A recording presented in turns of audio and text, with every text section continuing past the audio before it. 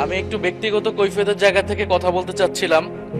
আমাদের মাননীয় সংসদ সদস্য ওনার বক্তব্যে বললেন অন্তর্বর্তী সরকারের সময় দুর্নীতির অভিযোগ, এবং এই সময় এই জায়গায় তো অন্তর্বর্তী সরকারের আমি ছিলাম, কিছু সময়ের জন্য উপদেষ্টার দায়িত্বে ছিলাম, আরও দু একজন ছিলেন, আমাদের মাননীয় এখন বর্তমান পররাষ্ট্রমন্ত্রীও ছিলেন, অ্যাটর্নি জেনারেল ছিলেন। তো আমি তো নির্বাচনের বহু আগেই পদত্যাগ করে চলে এসেছি। এখন দুর্নীতির অভিযোগ যদি উনি বললেন, ওনারাই সরকারে আছেন, ওনাদেরকে এটা প্রমাণ করতে হবে। এটার প্রমাণ জাতীয় সংসদে যদি বলেছে, ওনাদেরকে এই প্রমাণ দিতে হবে নাহিদ ইসলামের নামে কি দুর্নীতির অভিযোগ উঠেছে, নাহিদ ইসলাম কোথায় দুর্নীতি করেছেন। মাননীয় স্পিকার, আমি সেই প্রমাণ ওনাদের কাছে চাচ্ছি। আরেকটি বিষয় মাননীয় স্পিকার, আপনার দৃষ্টি আকর্ষণ করছি, এখানে সবাই জনগণের ভোটেই নির্বাচিত হয়ে এসেছে, সবাই নির্বাচিত প্রতিনিধি।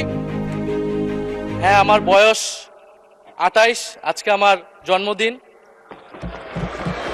এবং আমি নবীন সদস্য, কিন্তু এখানে মাননীয় স্পিকার আমিও জনগণের ভোটেই নির্বাচিত হয়ে এসেছি। কারো ছোট ভাই হিসেবে আমি এখানে আসিনি। ফলে সবাই মাননীয় সংসদ সদস্য হিসেবে সবাই যে সম্মান মর্যাদা প্রত্যাশা করে, সবাই যেটা পায়, আমরাও কিন্তু সে একই জিনিস প্রত্যাশা করি। ধন্যবাদ। এটি আপনি মাননীয় স্পিকার দেখবেন। আপনার ধন্যবাদ।